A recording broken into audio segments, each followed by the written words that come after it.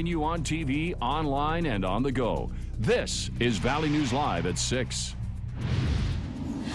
We begin tonight with new information as a community remains on edge after 5 inmates escaped from a detention center in Fort Totten, North Dakota.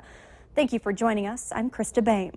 We're told the 3 men still missing are not considered dangerous, but their previous charges are still not being released.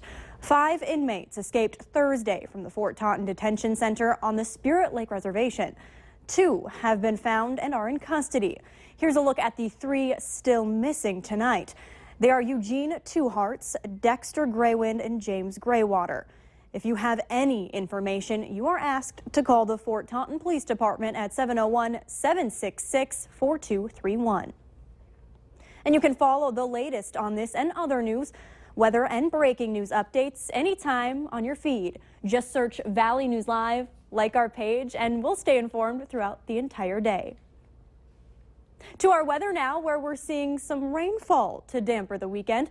Meteorologist Justin Fanfarelli joins us now. And Justin, how long can we expect to see these raindrops? We're going to see them through the start of next week. So the good part of the weekend is over for most of us. Let's take a look at the temperatures out there. The warm air did get into portions of our area, mainly off to the south and off to the west. Oaks at 75, Sisseton at 78. We're at 62 degrees right now at Fargo. The wind is starting to pick up. Breezy, sustained winds between 20 and 30 miles per hour with higher gusts mainly from the east. So here's where the rain is right now. We're tracking the heaviest showers and possibly a thunderstorm now getting into Otter Tail County just to the north of Fergus Falls and Rush Lake. We had some lightning with this one. Other than that, we are seeing some showers just to the north and to the east of Fargo and just north of Valley City. And another band just to the south of Thief River Falls with some light rain and more out toward Bagley and Bemidji.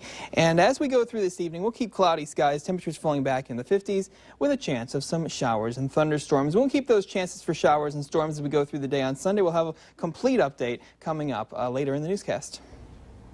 A fire at a school in North Dakota has caused some heavy damage. More than 50 firefighters responded around noon to what was originally called in as a grass fire near the Midway Public School in Inkster, North Dakota.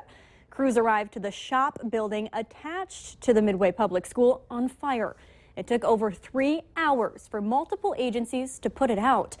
The Larimore Fire Department says the shop building is completely destroyed and there's heavy smoke and water damage to the rest of the school. No one was injured here. An announcement about school on Monday will be made tomorrow.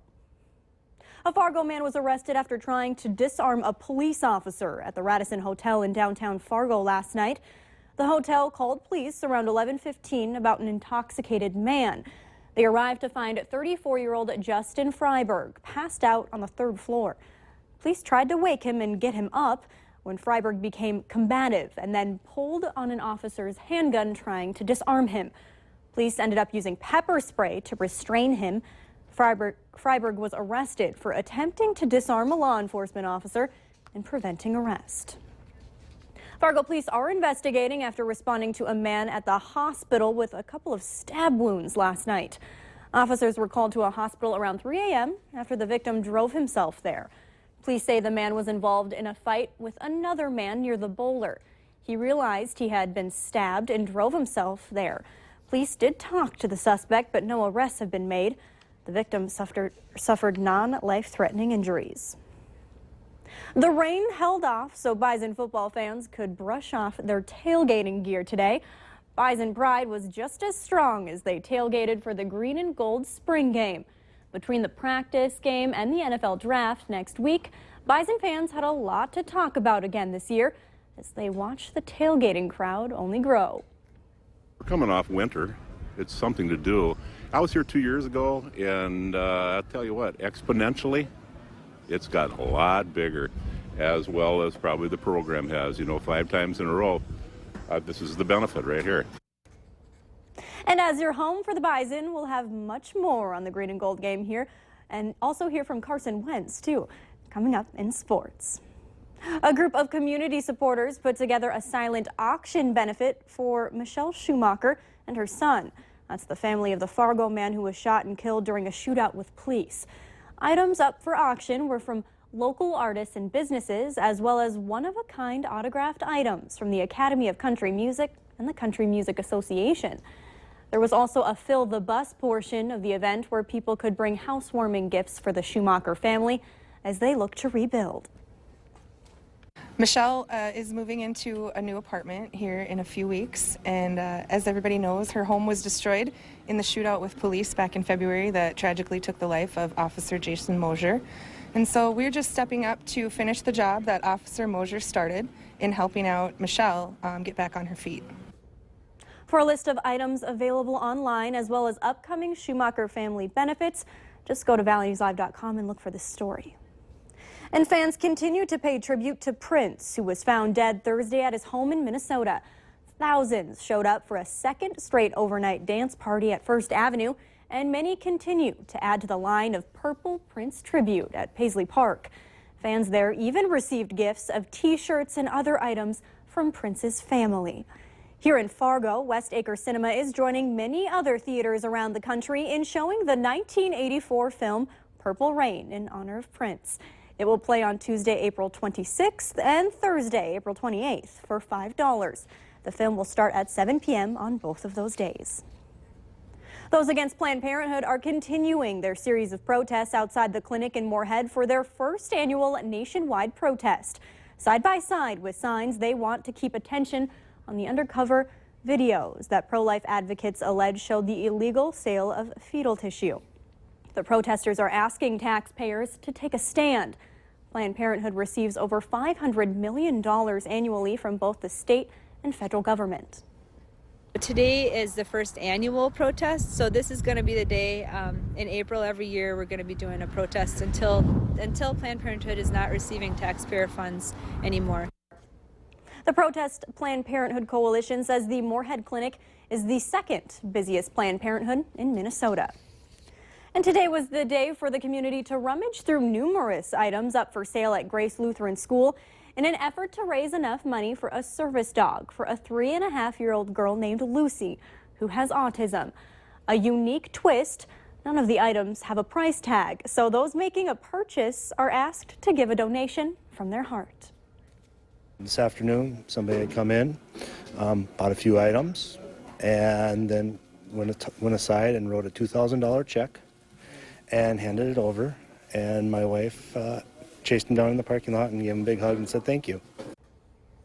A wonderful gift there. The family started the day with about $21,000 and is confident they will raise the rest of the $25,000 to get the service dog. It's been a big week for the Internal Revenue Service as Americans' tax returns were due. On Capitol Hill, there's an effort by some lawmakers to keep the IRS in check. Valley News Team's Washington Bureau's Peter Zampa spoke with them about their efforts.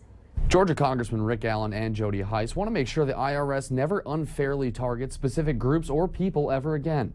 And if they do, the lawmakers want massive repercussions. We shouldn't have to do this. It's sad. The House unanimously passed Allen's bill that would defund departments in the IRS responsible for targeting political groups. In 2013, the agency was rocked by a scandal after one of its units scrutinized conservative groups that applied for tax-exempt status. Allen says the legislation is about protecting First Amendment rights. 90% of our time here in Congress is spent dealing with overreach of this administration and these agencies. Congressman Heiss doesn't think the bill goes far enough towards reining in the IRS. This is an agency filled with corruption, and it starts with the leadership, and it's time for new leadership at the IRS. Heiss wants Commissioner John Koskinen impeached, saying Koskinen holds himself above the law and has lied before Congress. Heiss thinks the whole of Congress should get behind his plan. It's not just Republicans who have had problems with the IRS over the years, it's every American citizen, and this is an agency that does not need to be steeped in corruption. We reached out to the IRS to discuss the legislation and the push to impeach the commissioner,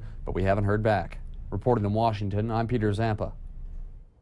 And coming up tonight on Valley News Live, 10 at 10, a very special Twin Cities girl is going to have the time of her life at prom.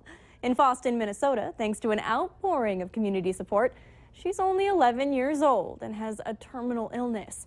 So her grandfather, who lives in Fosston, is taking her to the high school prom there, an experience many of us take for granted. But still ahead tonight at 6, it's a tiny growing idea in Moorhead for the gardening season. And we did reach a high of 64, a little above our average in Fargo today with 0.04 of an inch of rain, but there is more on the way. Details coming up.